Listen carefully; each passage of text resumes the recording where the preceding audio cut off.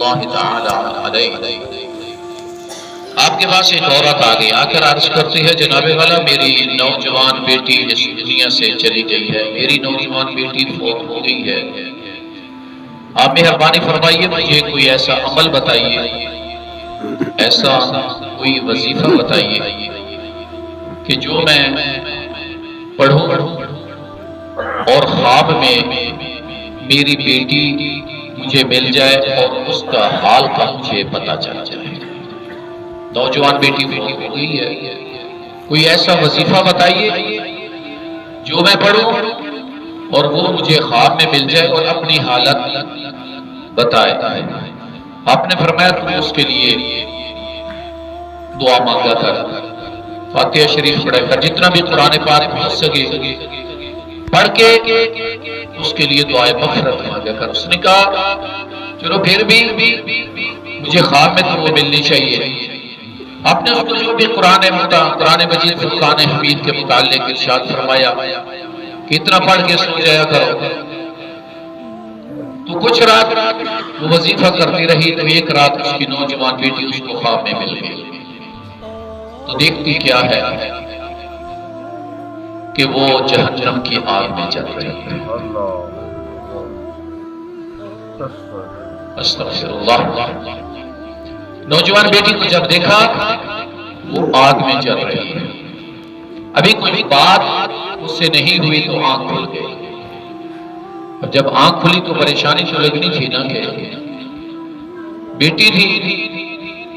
افسوس تو ہوا کہ میں تو سمجھی تھی کہ شاید قبر کا معاملہ کچھ اچھا ہوگا، لیکن یہ تو معاملہ ہی کچھ الٹ ہی ہو گیا۔ جب انسان زندگی غفلت میں گزارتے تو پھر اس طرح کے معاملات سامنے آ ہی جاتے ہیں کہ بندہ جب یہی کرتا چلا جائے کوئی بات نہیں۔ ہزاروں سینکڑوں لوگ ہم نے کان پر اٹھا کر دفن کیے ہیں، کچھ بھی نہیں ہونے والا۔ میں نے کہا ہاں ان سے جا کر پوچھو کہ کیا ہونے والا ہے یا کچھ نہیں ہونے والا۔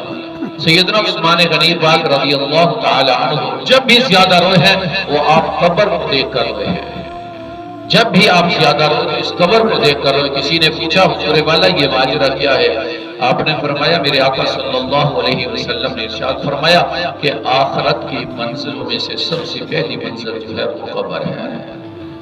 اگر اس میں آسانی ہوگی تو بعد والی بھی آسان ہو جائے گی، اگر اس میں کوئی مشکل بن گئی تو پھر بعد میں بھی مشکلات کا سامنا کرنا پڑے گا۔ بہرحال بات کو آسان الفاظ میں سمجھانے کی کوشش کرتا ہوں۔ بیٹی کو خواب میں دیکھا آگ میں جل رہی ہے، پریشانی تو نہیں تھی نا۔ پھر حضرت خواجہ حسن بصری کی بارگاہ میں آگے جناب والا ماجرا تو یہ ہے، آپ نے فرمایا میں بھی دعائے مغفرت کرتا ہوں، تیرے لیے بھی یہی ہے کہ تو اس کے لیے دعائے مغفرت کر۔ ٹھیک ہے وہ چلی گئی۔ کچھ دنوں کے بعد حضرت خواجہ حسن بصری رحمت اللہ علیہ آپ نے اس لڑکی کو خواب میں دیکھا کہ وہ لڑکی جنت میں ٹہل رہی ہے۔ کچھ دنوں کے بعد جب خواب میں دیکھا تو وہی لڑکی جنت میں ٹہل رہی ہے۔ آپ نے دریافت کیا بیٹا تو فلاں کی بیٹی ہے؟ جی جناب والا۔ آپ نے فرمایا تو کچھ دن پہلے تو ماجرا کچھ اور تھا، آیا اس کا خواب جھوٹا ہی تھا؟ وظیفہ تو میں نے اچھا بتایا تھا، جب قرآن پڑھ کے سو تو انشاءاللہ خواب اچھا آئے گا۔ جب فلمیں دیکھ کر سوئیں گے تو پھر برے خواب ہی آئیں گے۔ جب برا سوچ کر سوئیں گے انسان بستر پہ لیٹے گا تو پھر برے خواب آنے ہیں۔ یہ بھی آپ نصیحت بہت بار ذہن میں رکھ لیں، جب رب کا قرآن ہو یا مصطفیٰ کا فرمان پڑھ کر یا سن کر بندہ سو جائے تو یہ تو بات نہیں ہے کہ پھر بھی برے خواب آئیں گے۔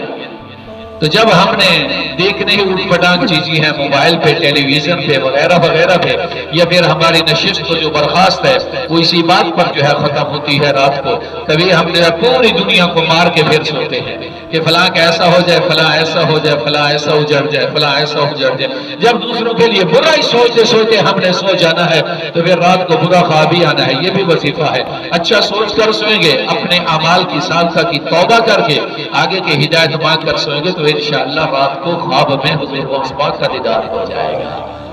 جب سرکار دو عالم کی ذات پر کثرت سے درود پاک پڑھ کر سوئیں گے، درود پاک پڑھتے پڑھتے جب نیند آئے گی تو کبھی تو وہ کرم فرما ہی دے گی۔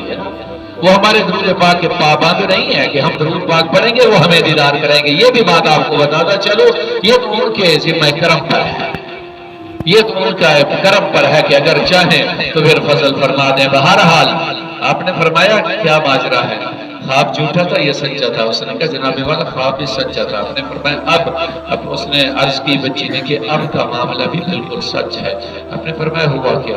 اس نے کہا زندگی غفلت میں گزارنے کوئی اچھے کام نہ کیے جس کی وجہ سے قبر کے عذاب میں مبتلا کر دی گئی۔ آپ نے فرمایا اب جنت میں کیسے، یہ باغات میں کیسے ٹہل رہی ہے؟ تو اس نے عرض کی ایک اللہ کا نیک بندہ قبر